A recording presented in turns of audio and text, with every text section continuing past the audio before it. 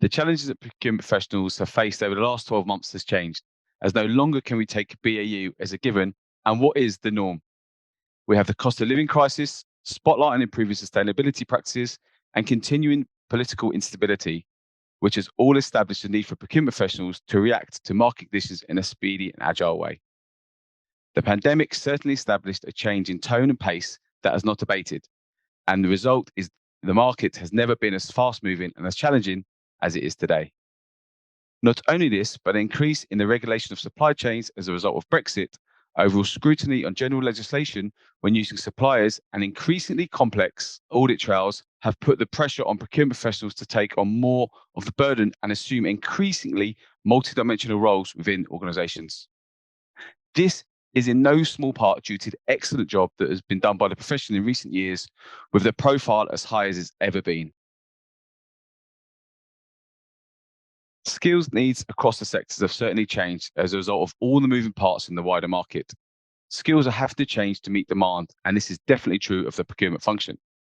We can't simply rest on our laurels and continue to do things in the same way. The public sector, in particular, needs to be able to access the expertise it requires in order to meet the rules and regulations when sourcing or buying due to the often evolving tender laws.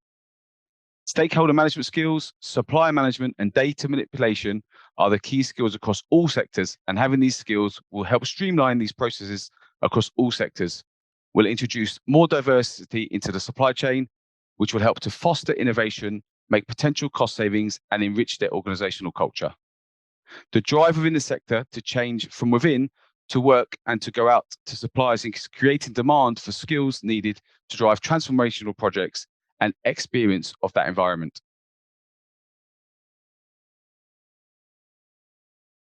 Skills are evolving across all levels, but at the tactical level, firstly, an understanding of how to manipulate data and the correct data sets to pull is not only critical to an organization, but also to someone junior and looking to progress their career. Whilst these analytical skills are still critical as professional levels, the ability to liaise and collaborate with senior stakeholders is increasingly crucial.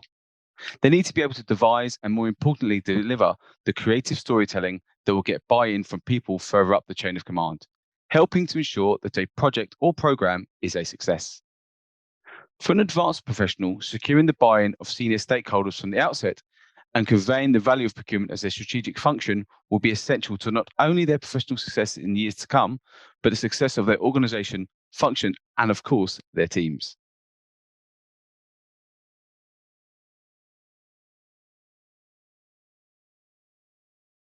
Talent shortages are pushing up salaries as we are currently seeing the lowest unemployment level since the 70s, meaning many candidates are currently in comfortable positions and reluctant to move. Continuing economic uncertainty is also creating nervousness in the market about taking a chance on new opportunities. There is a very much wait and see attitude. This supply and demand problem is creating a bidding war for talent, and it's not uncommon to see those candidates who are open to moving with 3 or 4 offers on the table at any given time. Inevitably, this back and forth is driving up salaries, with many people moving for pay rises of more than 10%. This cannot continue indefinitely. We believe increases will continue whilst there's uncertainty around the economy and candidate movement remains inhibited, which will likely be for the next 3 to 6 months. After that, we expect salaries to begin to plateau.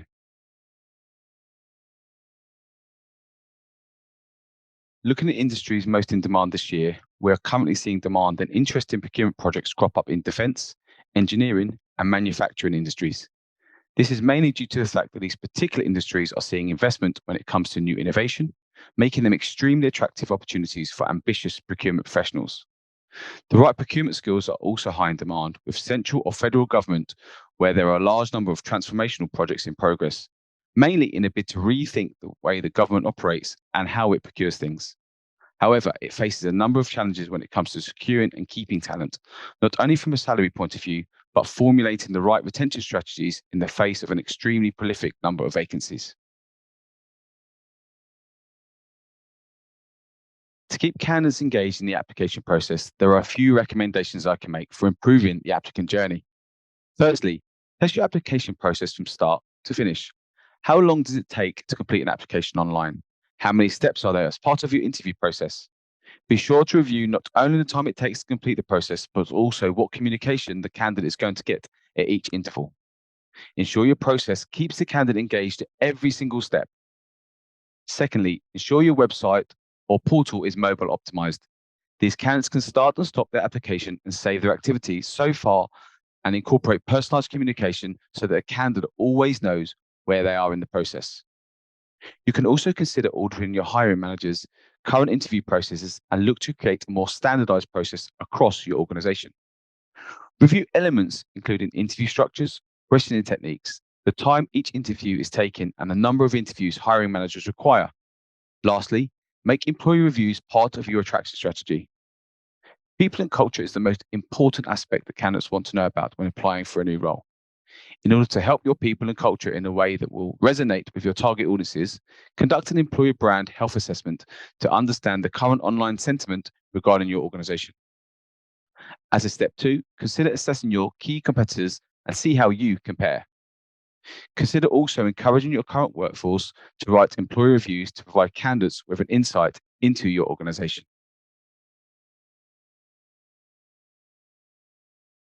There are a number of things an organization can do to build talent. Opening opportunities to everyone, regardless of socio-economic background, not only demonstrates your inclusivity as an organization, but broadens your talent pipeline and gives you access to the skills you need. A workplace that possesses diversity in views and experiences will translate into ideas, solutions, and revenue, whilst also helping to create and fashion future leaders. Socially aware hiring requires only some simple changes that can easily be implemented. Ask yourself, does this role really need a candidate with a degree? Can you hire for potential rather than experience?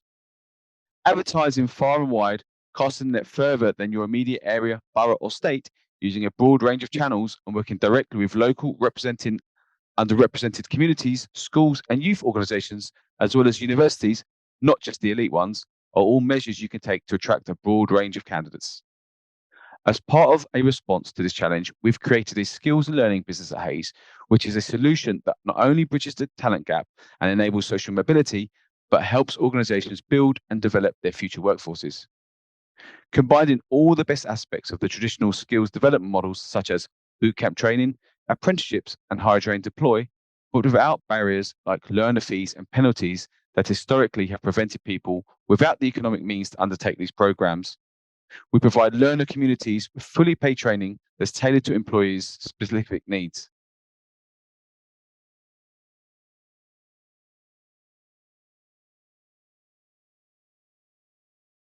To improve employee retention, making sure you have a clear progression plan in place is crucial. In order to remain committed to your organization's purpose, people need to be able to envision their next step and see the part they're playing in the near to long term future. Employee mentoring schemes, either internal or external, can make up part of this strategy. You could also consider how to make your organizational culture more inclusive. The fact is that people will leave if they don't feel like they're included in the conversation. So think about some creative ways to facilitate this. Naturally, people also want to feel they're supported from a well-being perspective, and hybrid working and full flexible hours are a way of providing it. They have a keen understanding of what constitutes a healthy work-life balance and are open to finding creative ways of facilitating this. Whatever the solution, whether it's compressed hours, flexi time, term time shifts, or even elusive 4-day week, the most forward-thinking organizations will be considering how their roles and functions can be appropriately served by employees who are working in a flexible way.